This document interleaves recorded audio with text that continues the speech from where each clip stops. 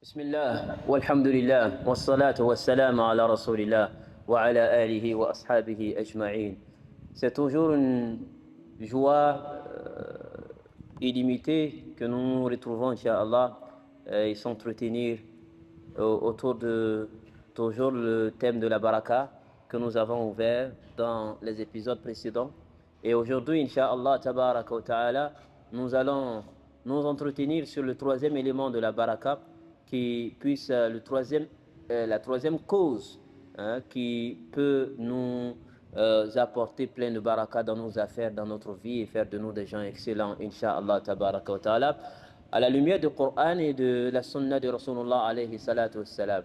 Donc le troisième élément que nous allons aborder aujourd'hui est la sacralité, considérer la sacralité des liens familiaux. Et donc tout ce qui est lié au sang, tout ce qui est lié à la famille, de s'attacher à ça. Il y a beaucoup de baraka dans la famille. Il y a beaucoup de baraka dans le fait, n'est-ce pas, dans le fait de faire du bien à tous les membres de la famille. Commençant par les parents, papa et maman, les sœurs, les frères, les cousins, tous les membres de la famille proche comme de la famille éloignée. Également, commençant par la famille nucléaire, madame, messieurs, les enfants, etc. Donc, le fait, n'est-ce pas, d'adopter une posture de profit, de partage vis-à-vis de ces personnes-là, ça nous précipite une assistance divine particulière et qu'il ne faut pas négliger.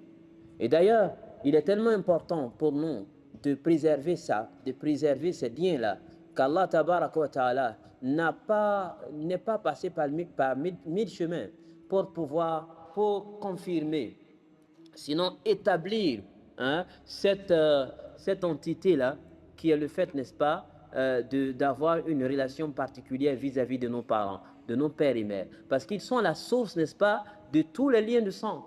Ils sont la source de tous les liens de sang, de tous les rapports de famille. Et c'est pour cela qu'il a lié cela, et comme le disait Sayyiduna Ibn Abbas, il y a trois choses qu'Allah tabaraka wa ta'ala a jumelées. Il y a trois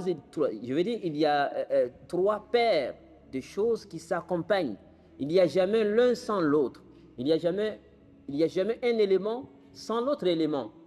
Comme il a dit, Allah tabaraka wa ta'ala, parmi ces trois paires-là, il dit, ce que nous allons toucher aujourd'hui, il dit qu'Allah tabaraka wa ta'ala n'a jamais mentionné son adoration et son unicité sans mentionner la bonté envers les parents. Sans mentionner la bonté envers les parents. Et si on pouvait admettre un shirk, si on pouvait admettre une idolâtrie, on aurait admis l'idolâtrie vis-à-vis des parents, vis-à-vis de papa et de maman. Tellement Allah tabaraka wa ta'ala a rehaussé leur rang. Sauf que l'idolâtrie, sous toutes ses formes, c'est interdit, qu'Allah nous préserve. Mais Allah tabaraka wa ta'ala, il a lié ces deux entités, il a dit wa qada rabbuka alla ta'budu illa iyya wa bil walidayni ihsana. Et Allah a décrété que tu n'adoreras que lui seul. Tu n'adoreras que lui seul. Wa bil walidayni ihsana. Et ensuite, sois excellent vis-à-vis de tes parents. Adopte une posture, adopte un rapport excellent vis-à-vis de tes parents. C'est-à-dire qu'Allah Ta'ala ne nous demande même pas de faire un effort, etc. Mais il dit, il faut tout faire pour être excellent. Il faut tout faire pour avoir une bonne relation avec tes parents. Il faut tout faire pour avoir, subhanallah, de bons rapports avec tes parents. Et c'est pour cela également que dans la sunna de Rasulullah alayhi salatu salam, il nous a indiqué combien de fois il était impératif, notre foi dépendait de cela, notre félicité dans dunya et dans akhirat dépendait de cela, et que celui qui fait des efforts dans le sens de préserver ses liens de famille, et en l'occurrence d'avoir de bons rapports avec son père et sa mère, forcément sera quelqu'un de distingué, et dans la société, dans ce bas monde-là, et parmi les gens vertueux, yawm al-qiyamah, min as-salihin, parmi les gens bons. Qu'Allah nous facilite cette tâche-là et qu'il nous donne la bonne compréhension. Et donc, durant toute sa vie, Rasulullah alayhi salatu salam n'a cessé d'insister sur ces éléments-là et d'inciter ses compagnons à être les meilleurs enfants et à dire de belles paroles à leur famille et à leur père et mère. Quand bien même parfois il y avait de grosses tensions entre certains de ses disciples et leurs parents, parce qu'eux venaient de se convertir à l'islam et les parents étaient encore récalcitrants et rebelles, subhanallah. Malgré cette situation-là, le messager d'Allah, Rasulullah alayhi salatu salam, leur a toujours dit, dites du bien à vos parents, soyez bons envers vos parents. Allahu Akbar. Allah nous donne la bonne compréhension. Et lorsque l'un de ses compagnons, par exemple, qui est venu, sa mère, elle s'est assise sur le soleil brûlant de la Mecque et elle lui a dit, tant que tu n'abandonnes pas l'islam, je resterai ici jusqu'à mourir de soif et de faim. Allahu Akbar. Sous le soleil. Et qu'est-ce qu'il a dit à sa mère?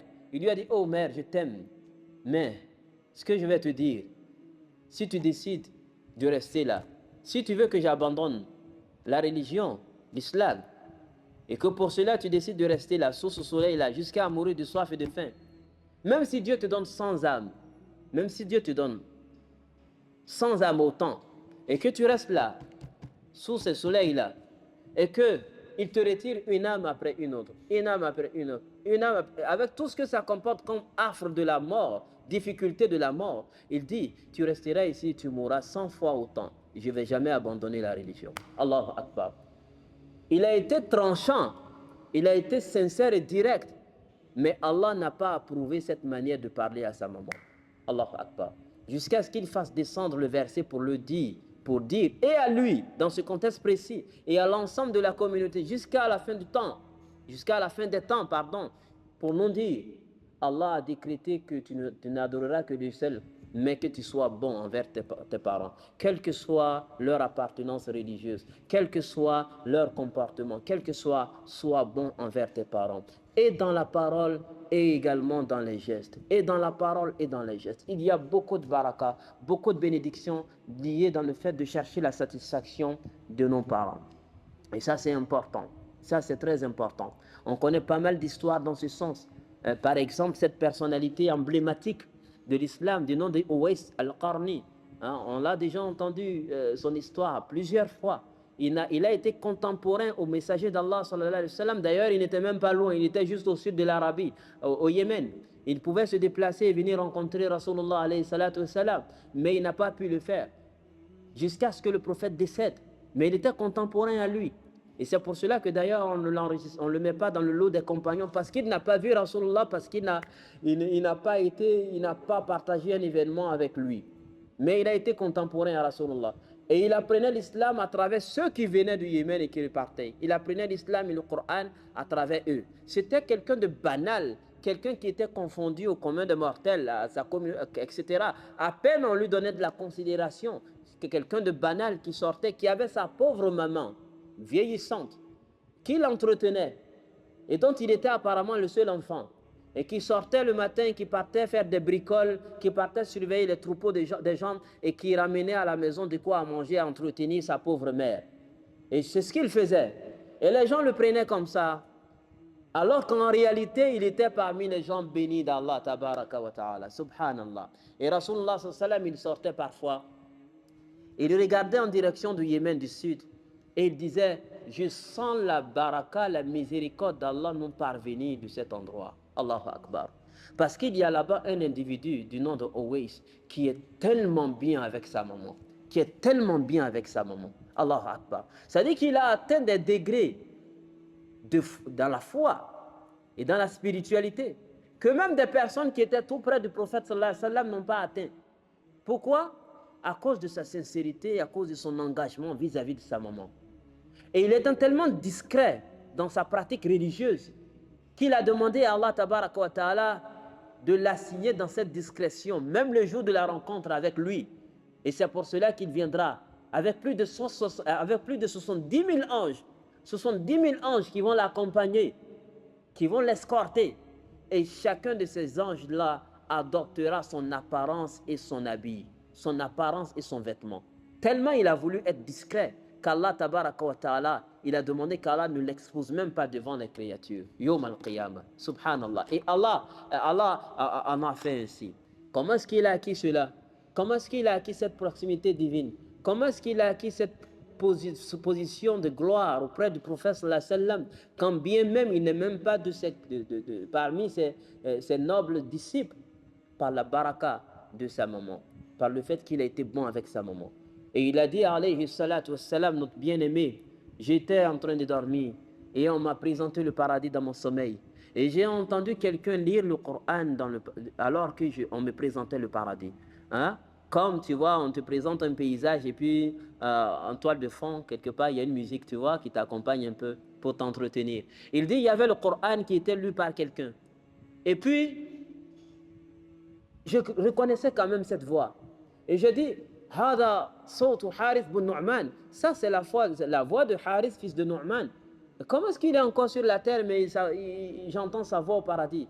On lui a dit, oui, effectivement, c'est la voix de Harith bin Nu'man. Et parce qu'il est bon avec sa maman. Barra li walidatihi, barra li walidatihi, barra li walidatihi. Parce qu'il est bon, il est bienveillant envers sa maman. Allahu Akbar. Et qu'il a dit que parfois, quand il venait à la maison, il se chargeait lui-même. Il disqualifiait sa femme, son épouse, et lui-même se chargeait d'apporter la nourriture à sa maman et de couper, de prendre les morceaux, n'est-ce pas, et les mettre dans la bouche de sa maman. Allahu Akbar. Ça lui a valu plein de baraka, une assistance divine de la part d'Allah tabaraka wa ta'ala. On veut la baraka, on veut qu'Allah tabaraka wa ta'ala nous apporte une assistance singulière de sa part. On veut qu'il bénisse nos affaires, nos enfants, etc. Accrochons-nous à nos parents, accrochons-nous à nos pères, accrochons-nous à nos mamans et faisons tout pour pouvoir les satisfaire. Parce que l'agrément d'Allah Ta'ala se trouve dans leur agrément. Le contentement d'Allah se trouve dans leur contentement. Et le mécontentement d'Allah se trouve dans leur mécontentement. Subhanallah. Allah nous donne la bonne compréhension. Et donc, pour terminer dans ce chapitre-là, dans le fait, n'est-ce pas, de considérer nos liens de famille et tous les liens qui sont liés à papa et à maman, de les considérer. Il disait, sallallahu alayhi wa sallam, Man sarrahu an yubsata lahu fi rizqihi wa yunsa lahu fi adharihi falyasil rahimahu. Celui qui veut que Allah lui bénisse, il mette la baraka dans sa subsistance, Allahu Akbar, et qu'il mette la baraka également dans ses acquis, dans les traces qu'il va laisser après son passage sur la terre. Par exemple, dans ses enfants, etc. Qu'il soit préservateur, conservateur des liens de famille. Allahu Akbar. Qu'il consolide les liens de sang. Donc, si on veut qu'Allah nous bénisse nos affaires, si on veut qu'Allah soit avec nous et qu'il débloque tout ce qui est bloqué, lui seul sait combien de nos affaires sont bloquées, combien de nos situations on n'arrive pas à régler. On veut qu'Allah les règle. On veut qu'Allah Ta'ala il nous apporte une assistance particulière. Commençons déjà à penser à notre sœur juste à côté, qui est dans des situations parfois difficiles, à notre frère qui attend qu'on lui tende la main, à ce cousin, à cette cousine-là, à cet oncle-là, à cette tante-là, qui a besoin qu'on lui apporte une assistance. Tant qu'on peut, il faut le faire. Tant qu'on peut, il faut le faire. Et il ne faut jamais se plaindre des sollicitations qui viennent de la famille. S'il y a des sollicitations qui viennent de la famille, quand les gens se dirigent vers nous, il faut qu'on se dirige vers Allah. Quand les gens se dirigent vers nous, alors qu'on n'a pas assez de moyens pour pouvoir satisfaire tout le monde, dirigeons-nous vers Allah. Et il faut dire à Allah, tabaraka wa ta'ala, Allah, toi qui les as dirigés vers moi, donne-moi les moyens afin que je puisse les satisfaire. Si on est sincère, et que si vraiment Allah nous donne les moyens, on le fera, il va nous donner les moyens pour le faire. Inch'Allah, tabaraka wa ta'ala. Soyons liés, soyons sincères dans ce sens-là. Il faut donner tout pour être de bons enfants dans nos familles, de sorte que le jour qu'on ne sera pas là dans la famille, dans la grande famille, et qu'on dise, ah, si Ibrahim était là, il aurait décanté cette situation. Ah, si Mohammed était là, on ne serait pas dans cette situation. Ah, si telle personne était là, on ne serait pas dans cette situation. Qu'on ne figure jamais parmi ceux qui disent, ah, bon débarras, il était méchant, il n'était pas bon, Dieu merci, Dieu merci.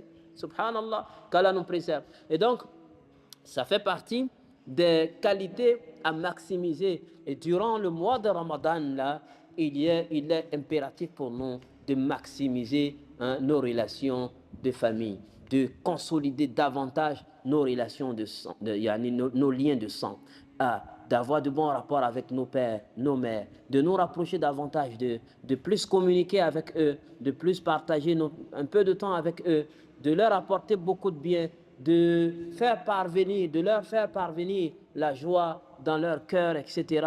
De leur faire sentir qu'ils ont eu des enfants prêts à faire beaucoup de choses pour eux, Inch'Allah. Et que tout ce qu'ils n'ont pas pu réaliser, qu'on soit en mesure de leur donner cette joie-là. Amin, amin, amin, ya Rabbal Alamin. Je prie Allah, tabaraka wa ta'ala, de nous apporter la piété, de nous apporter toutes les qualités requises pour qu'on soit inscrit parmi les bons, les croyants véritables et sincères, de nous faciliter toutes ces qualités dont nous parlons et de faire de nous de bons musulmans pieux, sincères et exemplaires, et de faire de ce Ramadan l'un de nos meilleurs Ramadans, que ce soit un Ramadan réussi sur tous les plans, de nous donner toute la santé, toute la longévité et tous les moyens nécessaires pour pouvoir passer ce Ramadan-là dans la chaleur fraternelle et familiale et amicale aussi. Amin, amin, amin, ya rabbal alamin. Wa sallallahu wa sallama ala nabiyyina Muhammadin wa ala alihi wa ashabihi ajma'in. Toujours votre frère Jibril Koulibaly sur le compte de Our Deen. Qu'Allah vous bénisse. Assalamu alaikum wa rahmatullah.